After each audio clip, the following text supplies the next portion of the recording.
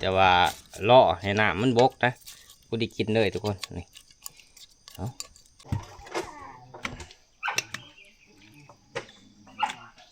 เดี๋ยว2 ถ้วยเนาะแม่นเอา2 ถ้วยเพราะว่าทีมงานเฮากับบ่ลายเขาจะเมื่อนำนั่นเด้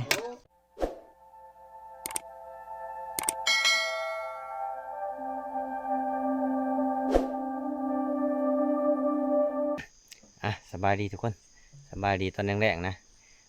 หลังจากเขากินข้าวกินน้ำแล้วเขาก็สิรอทาทีมงานเข้ามาเนาะทีมงานเขายังบ่ทันมาทุกคนไปครัวพร้อมกันแต่เช้าพุ่นแหละทีมงานอาวุโสเขาคือหัวหน้าใหญ่นั่นแหละทุกคนเนาะเอารอลุ้นน้ำเพิ่นพุ่นแหละทุกคนเลยเนาะจากเพิ่นสิมานบ่มานเนาะเพราะว่าเพิ่นไป4 คนนะเพิ่นจอยแน่แล้วก็บ่าวสัญญาแน่บ่าวตอบหัวหน้าใหญ่เนาะเพิ่นไปนำกันส่วนในพานก็คือว่าเนี่ยบ่มานทุกคนก็เลย2 โตเนาะแต่ว่ามันกะโตบ่ใหญ่ทุกคนเนาะก็คือว่ามาใหม่นะเขาไปหัดมาใหม่ทีมงานเขาก็กำลังมาทุกคนเลยนี่โอ้เบิ่งถามเพิ่นจอยเพิ่นครั้งแรกเลยเพิ่นมาไปป่านี่จังไรจังไรพูดไปหาแถวอัดพูดผู้เฮิบผู้เหิบมานอยู่บ่ฮะมานอยู่บ่ได้อยู่4-5 โตนี่แหละ4-5 โตโอ้ใหญ่ใช่ใช่โอ้นี่เวลาใหญ่เลยมา4 โตทุกคนเลยนี่โอ้ตัวนี้ใหญ่อีเนาะฮึกอีดีนี่นี่ให้เบิ่งแต่หางมันก็พอแหละทุกคนพอเบิ่งบ่โตบ่ไหลนะนี่อย่ามันไปอย่ามันไปนี่ตัวนี้ฮึกอีดีตัวใหญ่ตัวนี้ซ้ำของในพานได้ตัวนี้โอ้ย2 เถื่อไหลผ่านมองเพิ่งกระทักแอวมันเอาเลยรุดไปไรในผ่านคือบ่อเสือกหน่อยผูกเอาใส่บักกะลั่นจะเบิ้งหัวหน้ามาห่อแต่กระเพราแดนก่อนแดนตัวนี้5 กุดสะดุดกุดเลย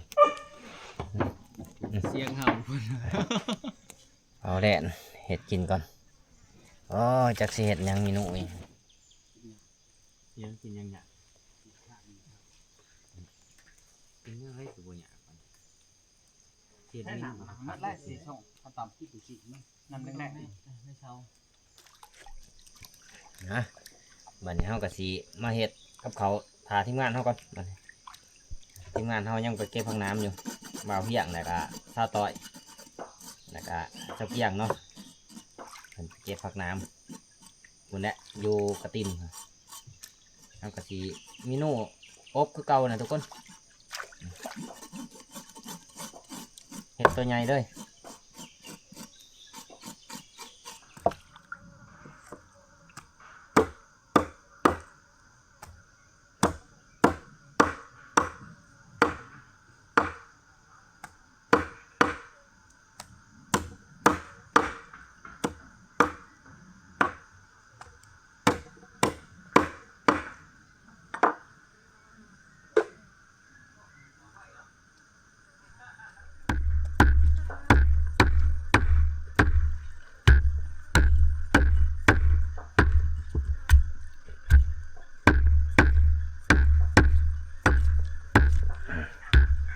มาครบก็จนหมดเบิด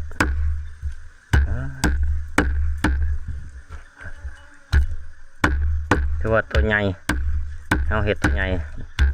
เพราะว่าคนเขาก็หลาย9 คน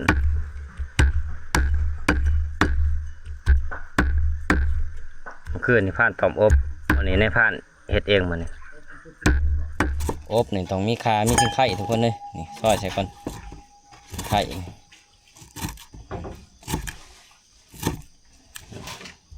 เคียงกับเคียงไงหน่อยเอา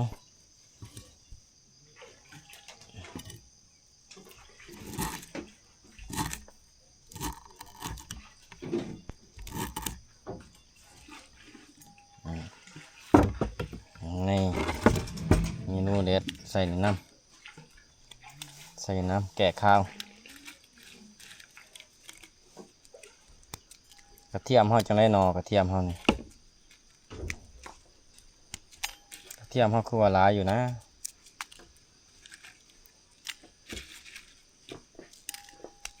ก็ว่าอยู่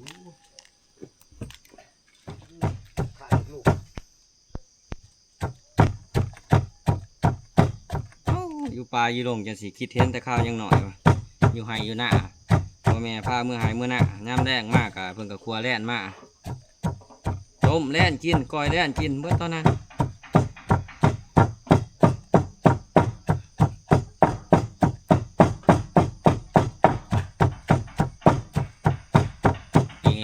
อนาคตต่อหน้าไปอีกประมาณ10 ปีนี่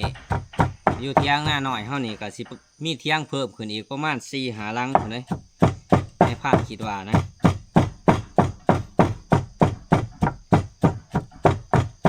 โอ้หอมเตะหลังตำเครื่องมาใส่คนใหญ่แก๊กเพิ่นก็มุ่งเที่ยงเพิ่นเอา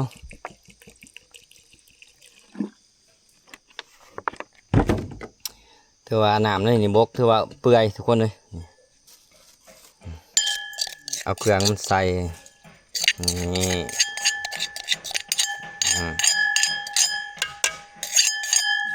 การใส่ขาดบ่ได้ก็ขึ้นน้ำปลา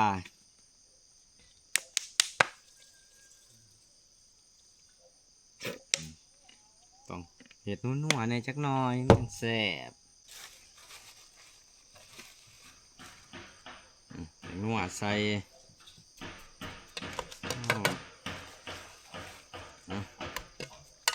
ใส่ได้หลายไปอย่าฆ่าชีโดน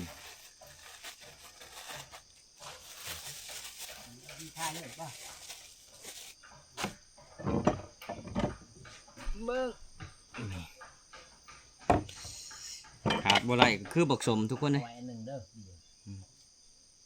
บักสมใส่น้ำเพื่อว่าให้มันสมจังหน่อยสมเปรี้ยวๆนัวๆเข้มๆหวานๆจางๆอยู่ในนี่เบิดผู้ดีเป๊ะ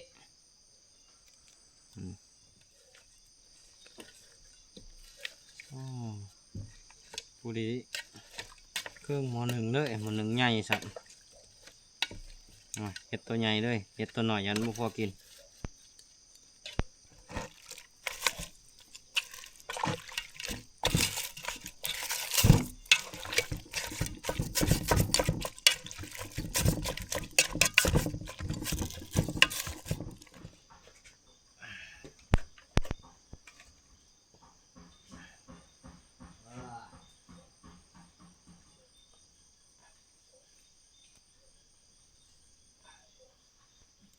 นี่มีแต่ว่าล่อให้น้ำมันบกนะกูได้กินเลยทุกคนนี่แต่ว่าจากสิแสบสิหน่อยเขาก็บริสีบถ้าซีบหมดพุ่นแหละเข้มก็สิเพิ่มน้ำจ้างก็สิเพิ่มเกลือเอาปลาหมอปิดไว้นี่รอมันเปื่อยก่อนคนใหญ่จอยกับปิ้งหัวทาบีนี่ที่ว่าสิ่งที่แสบอีดีก็คือหัวทาบีนี่ทุกคนแต่ก็เพิ่นหนึ่งเขาพร้อมเนาะโอ้โหเนาะแบ่งกันเฮ็ดเพิ่นมากกับเพิ่นก็หนึ่งเขาหนึ่งน้ำในผ่านก็เลยแต่งเพิ่นเฮ็ดนี่แหละปิ้งหัวทาบีนี่กินเพราะอะไรมีเหือมีแห้งแน่แล้วก็ส่วนในผ่านก็อบตัวนั้นไว้จะน้อยจังสิไปค้นมันอีกโอ้น้ำยังหนาอยู่ทุกคนเลยสิรอให้น้ำบกคนแหละโอ้มาหอมเถอะวะนี่โอ้ยบดีออกนะน้อยเฮาหายอะไรน้องมาเฮาหายไปโอ้คักเลยทุกคนที่ว่าล่อมันเปื่อยเนาะเพราะว่าแร่มันตัวใหญ่นี่มันน่านเปื่อยทุกคนเราต้องอบมันเปื่อยซิมมากันพอนได้ปลาโตทุกคน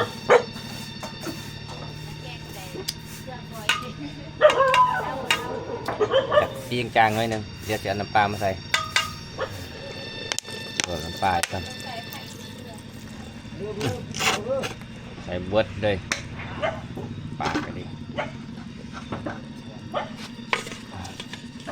เอามีแต่ว่าอะไรทีเดี๋ยวมันมีน้ำใส่จนท่วมลังแล่นน้ำจนเบิด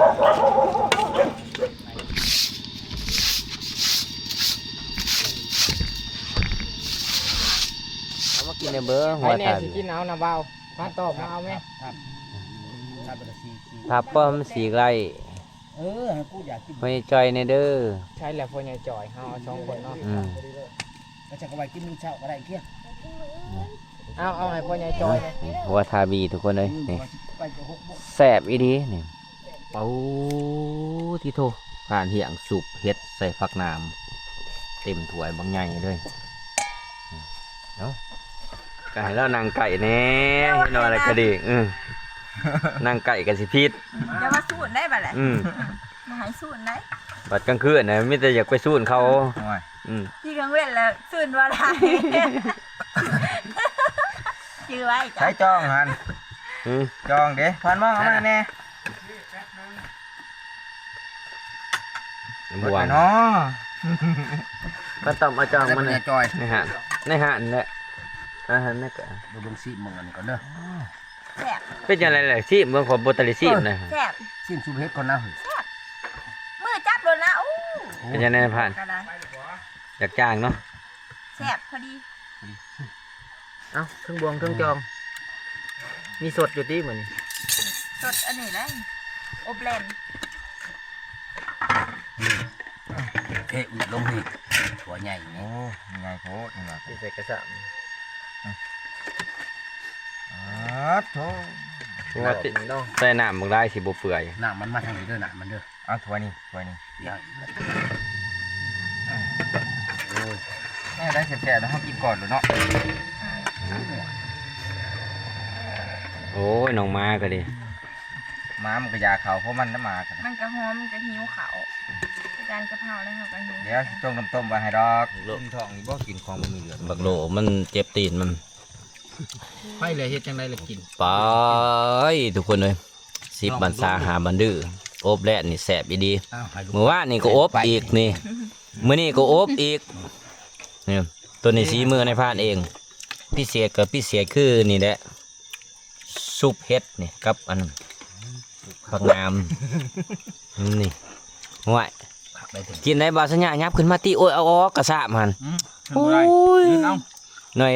เขียดก็ปึ้งปังบ่กินเขาวอีแล้วบาสัญญานี่ เว้ยลูกข่อยบ่มีหยาดเนาะลูก มา ยังไง ทุกคนกินเขาวน้ำกันนี่กินเขาวแรกเพราะเขาใหญ่เพราะเขาห้ามคือเก่านี่เอานี่เหตุผลพอใหญ่เอาขาให้บาสัญญาหันหรือว่าให้มันก้อไว้หักให้แพงกันคือเก่าอันเด้แม่นนี่เด้ ให้ขึ้นต้นใหม่เก่ง แม่นนี่เด้นี่เห็นบ่เพิ่นเอาให้ลูกไผ่เพิ่นให้ก้อให้ไว้กันคือเก่า คือบ่เอากาว ตำหน้ามันไหนตำหน้ามันแน่ แม่น อืม โอ้เนี่ยนะ ตำหน้ามันโบราณ กำลังในนี้ได้นี่นี่อั ไอ้ นนึ ลุ ง งทองแน่สัน ไปบัดนี้หลังจากเฮากินข้าวกินน้ำแล้วพุ่นแหละเฮาก็สิขึ้นนั่งผู้เอาเหล้าก่อนมื้อนี้เพราะว่าสิไปหานั่งพกทางหมินทางฮ้อนนะถ้าพอเนาะถ้าบ่พอเฮาก็สิไปนอนอยู่เทิงหลังนั่นแหละทุกคนไปนอนปล่อยคลิปก่อนมื้ออื่นเสาร์เฮาจังสิคอยรัดเสาลงมาเลยพุ่นมื้อนี้ก็14คำอีกเกิกออกใหญ่เลยทุกคน โอ้ผ่านปลากินเขาวกันยังดีเนาะ ยิงเครื่องในอันเล่น โอ้ สบายดีพันทองแท้ เอาสบายดีสบายดี โอ้ยน้องมาก็ดี นี่แหละมาเห็นมาอ่างแขว อืม เดี๋ยวเห็นแขวอ่างคุณงาม ใช่เลย ถึงมากบ่ได้ โอ้ขึ้นมาวางมือชื่น ไปดี เออเห็นยังไรกิน ปีกเครื่องในบักหางบัก โอ้ อันนั้นได้แค่แป๊บแล้วพันทอง ปล่อยไปหันได้2 แต้มแล้วก็ทีมงานพอเท่าอันได้4 แต้มนี่ไม่สุดเทียงหน้าผ่านป่านะนี่เรียกว่าไม้ขาวไม้สีหยวนี่แมนเบิดนี่ทุกคน ตัวนี้ก็คือค้างมันนะตัวนี้ใหญ่ใครเนี่ยแต่ว่าขึ้นหัวเทิงเลยโอ้ยเห็นบ่ไฟทั้งไรวะโอ้แถวนั่นเนาะแถวบนเขาไปครัวเวียนเนาะเมื่อยแห้งทุกคนบนสั้นๆก็จนหมดแล้วนี่มัวแต่บืนอย่างเดียวเลยน้องมาเขาก็เกือบบืนมาหอดตอนนี้เขาก็ขึ้นมาหอด บ่เห็นบ่คอยเว้าก ระตอบบนหนังเอาเหล่าเขาคือเก่าเนาะวันนี้เขาคือในผ่านวาเนี่ยทุกคนในผ่านสิมาปล่อยคลิปเนาะเพราะว่ามีบนนี้บนเดียวมีสัญญาณทุกคนเอาไป พอคลิปก่อนมันนี่ทุกคนอ่ะบัดนี้โอ้นอนกำลังตื่นทุกคนเลยอากาศก็หนาวอีดีอยู่หลังกะเหล่านี่ตอนนี้ก็ได้6 โมงปลายแล้วกิตเวทก็ขึ้นสูงเลยได้นี่มาปล่อยคลิปก็เบาสัญญาอันใดก็ผ่านหมองโอ้ยบรรยากาศอยู่หลังภูอะเหล่าแต่ว่าภูที่สูงที่สุดในบ่อนเฮาทำมาหากินนะนี่ไปบ้านนี้ อ้าวคือว่าปืนเจ้านั่นเอง กลับเที่ยงหน้าหน่อยเฮาคือเก่าทุกคนเลยไปหาทีมงานเฮาเพราะว่าสิพาน้องม้าออกครัวคือเก่ามื้อนี้เนาะส่วนทีมงานเฮาก็สิเมื่อกลับนํนะมื้อนี้คือบ่าวต้อมแล้วก็เมียเพิ่นนั่นแหละสาวเกียงเนาะแล้วก็พานหม้องเพิ่นสิกลับพานหม้องก็เพิ่นสิกลับหันก็ลูกเพิ่นบ่สบายทุกคนโทรมาเมื่อคืนนี่ก็เลยเพิ่นสิกลับมื้อนี้ปกติหันว่าเพิ่นว่าสิท่ากลับพร้อมกันหั่นแหละเนาะเพื่อสิฮอดนี่ก็ใกล้เติบเลยเพื่อสิฮอดเที่ยงหน้าหน่อยเฮานี่ลงพูนี่ก็สั่นทุกคนเลยน้องม้าเฮาก็ขึ้นมานํว่าบ่ให้ขึ้นมามันก็ขึ้นมาส่วนหมอตูบหอดบ้านนะโทรเมื่อบ้านเมียว่าหอดบ้านนะหมอตูบขนาดหมอตูบนี่ส่วนผ่านเที่ยงจักไปนอนอยู่ไสเมื่อคืนนี่เพิ่นว่าเพิ่นไปนั่งพกต้นบักไม้นะคือต้นบักไห้นะทุกคนเบาสัญญาณเพิ่นมานํเพราะว่าโทรศัพท์เพิ่นมีสัญญาณเพิ่นมาปล่อย Wi-Fi ในภาพนี่แหละคือในโทรศัพท์ในภาพนี่ก็ใส่งานบ่ไหลนะอยู่เทิงผู้นี่บ่มีสัญญาณเลยลงทางผิวว่านี่เฮ็ดหยังล่ะกินบักเดือไก่พี่เฮาลงทางพี่โอ้บักเดือไก่ยังสุกเนี่ยปกติมันเบิดได้บักเดือไก่ จะขออยู่อย่าง ความสูงของมัน จนมาขอดินดน โอ้ยตาย อันไอ้ทวิน ต้องคอยลงได้นี่ โอ้ยแลนลง คันแดนลงนี่ห่วยพุ่นแหละฮอดบนเข้าปาดไม้เฮ็ดเที่ยงผ่านป่าพุ่นแหละโดนนี่ มาจนบ่หันหนังลงเฮ้ยมันพันแห้ง บนนี่แหละสั่นอีหลีเนาะ มาเลยมันเตือนก็หมักอลัดมันไปหาหรอกก็คือหม้อนี่ก็เห่า เอ้าอารันเอ้าโอ้อารันลงไหวแต่อยากลงไหนคือมาเด้ ว่า ไปหามาเลย ฮะ ไปหามาเลย หามาเลย บัก80 โล ฮะ 80 โล อู้ ของเจ้าคักอีหลีของเจ้าหัน เอ้ย เอ้า ก็ได้คาเฟออยู่ว่า ไล่โอ้ยเพิ่นก็ตากยาเพิ่นไว้เพิ่นมานี่เพิ่นมาหายาหรอกทุกคนเลยนี่ตอนนี้เฮาก็มาหอดเถียงเป็นทีเรียบร้อยทุกคนเลยนี่ทีมงานเฮาก็นั่งสงบสง่อยอยู่แต่ละมื้อมานี่เพิ่นหัวหน้าใหญ่เพิ่นก็ทางปลาสิปลูกบักตอบักแตงปลูกบักกล้วยบักอันนั้นน่ะปลูกผักผุงมีนั่นแหละโอ้โรงงานแต่เช้าแท้ส่วนเพื่อนจอยนี่ก็มีแต่เอาแต่ก็กับความพันเหมือนพันยังแน่ขึ้นนี่หัน มันว่านั่นบ่นั่นมันไปได้ผู้สาวผู้เต็ม มันหายอยู่บ่มือนี่ ให้ หายอีหยังบัดนี่ ให้ตุ๊ดนี่แหละไปก็เฮ็ด บักเวอร์นี่บ่ เออ โอ้ ให้ได้ เจ้าบ่ไปบ่มือนี่ ไป ไป เออ เอา แน่นอนได้ฮะ แน่นอน ก็ บ่พลาดอีดี เออ มุนมันทับหมอ ตัวขี้กากได้ ตัวกี่กา อ่ะตอนนี้เฮาก็สิมาเฮ็ดกับข้าวกับน้ำกันทุกคนเนาะก็คือแกงเฮ็ดนี่แหละเฮ็ดบดทุกคนเนาะกินข้าวกินน้ำเนี่ยก็สิออกครัวแล่นคือเก่าเนี่ยให้หวังเวียงฟังเพลงสากล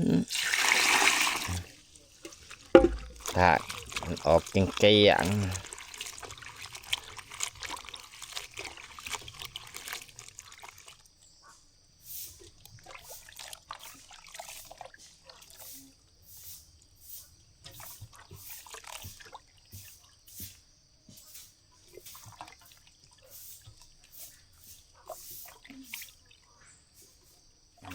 จะได้ประมาณนี้แหละแต่ว่าลายเติบนะทำมาพริกใส่ก่อนจักเด็กจักหน่อยเพราะนั้นมันแกะเผ็ดแกะข้าว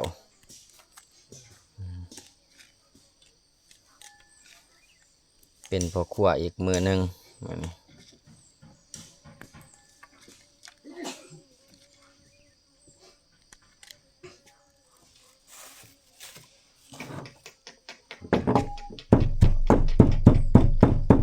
เขาไผ่เขาเบิดหรือเปล่าเนาะ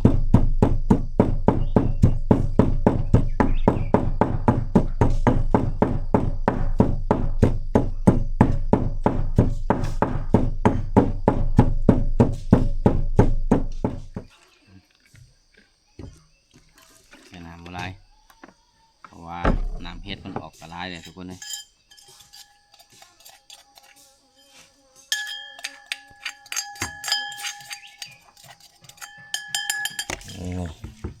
แต่ว่าหลายเติบกินยังไงกินแกงเฮ็ดนี่แหละโอ้เมนูเฮ็ดเนาะกินกูมือคุยอะไรนานี่เฮ็ดมันแสะได้นานี่จังไรสภาพการนี่แหละแต่ตัวเนี้ยมันไปบุเป็นฟอยยังบ่มองใหม่บ่พอมันก็บ่ขาวกินนะเฮ็ดผ่านเที่ยงเอามาใหม่อีกเสียให้เพื่อจอยหั่นใส่เลยนะเพราะมันเพิ่มกันในลายจังหน่อยเพราะว่าคนเขาก็7 คนทุกคนเลย โมนา โอ้พัดทองซอยไว้เนาะพัดทองเนาะ ไม่เด้เพื่อจอยเฮ็ดซอยเพื่อจอยเพิ่นซอยคือสาเลยแท้นี่ได้มาซอยเพิ่นเพราะว่าก็สิเปล่าไปเพิ่มน้ำกันนั่นแหละทุกคนเลยนี่แหละความฟันของเพื่อจอยคืออันนี้แม่นตัวนี้เพิ่นว่ามานแท้ๆมานอีดีเพิ่นว่าแม่นอีดีนี่มานมาคือกันมื้อนี้อีกเพิ่นว่ามานอีกมื้อนี้เพิ่มอีกก่อนที่ผ่านเที่ยงเอามาใหม่แสดงว่าสิแกงเลยแหละผ่านเที่ยงเอามาใหม่ก็เลยเพิ่มไปใส่อีก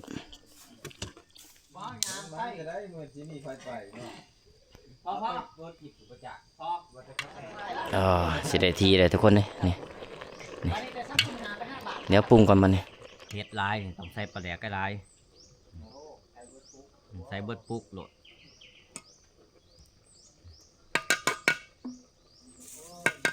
เดี๋ยวงัวนี่ทงยางหนึ่ง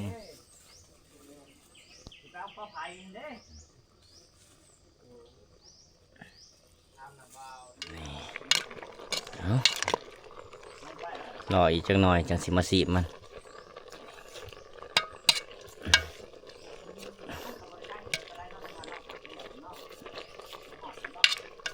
เบิ้งเป็นอย่างไรล่ะโอ้ยน้ำสิบวกเลยสีบมันก่อนจางจังหน่อย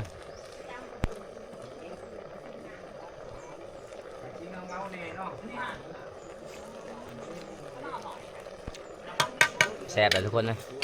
แกงเฮ็ดนี่แกงแนวได้กระแสบนี่ในทีเลยทุกคน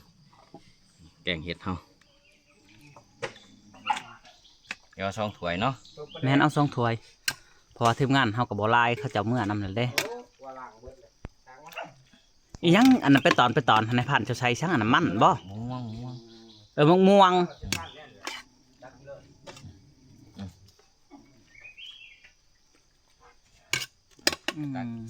กับเขาเฮา ซี่ ตักน้ำพอเอาผักเขาเฮาทุกคนเลยแต่ว่าอาหารเฮามื้อนี้ก็มีแต่แนวบ่มีเดือดแกงเฮ็ดในผ่านแกงแล้วก็สาวต่อยเพิ่นก็ตำสั่วกระปุ่นผักน้ำว่าหน้าใหญ่ตำบักม่วงมากินข้าวเช้านำกันทุกคนนี่ทีมงานเฮาก็บ่ครบกันดอกบ่ต้อมครับเมียเพิ่นก็เมื่อได้นี่ผ่านหม้องก็สิกลับอีกมื้อนี้กินข้าวกินน้ำแล้ว ยังเมื่อ บ่ไปจ่อยผ่านหม้องเพิ่นสิเมื่อมื้อนี้เลยคิดฮอดเมียแห้งเพิ่นว่า มาขึ้นนะกะ ก็ว่าได้นะจะขึ้นไป กินฮอตน้องไอ้แนมเบิ่งดวงดาวกิน เพราะว่า เช้าคนงามสิเบิ่งไผต่างน้อง ขอว่าจะไปรังกับเราพี่ว่าขอว่าจะขึ้นไปรังกับเราเอ้า มาบัดนี้เบิ่ง งามเลยเนาะพังงานเนาะ อืมอืม มันเห็ดชาวลาวอยู่ไดคือหมายตอกเขาน่ะ แล้วห้องโอโซนเนาะพี่อย่างเก็บพี่กายโอ้ครับหลังจากเขากินข้าวกินน้ำแล้วในพานก็สิปิดคลิปไว้เพียงเท่านี้เนาะรอติดตามคลิปวิดีโอหนานะก่อนอื่นก็ขอมุกขอบใจทุกคนที่เขามาหามาชมในพานตั้งแต่ต้นจนจบเนาะก่อนอื่นก็อย่าลืมกดไลค์กดแชร์เพื่อให้ในพานมีกำลังใจเฮ็ดมิดคลิปใหม่ๆต่อไปทุกคนเอาสบายดีทุกคน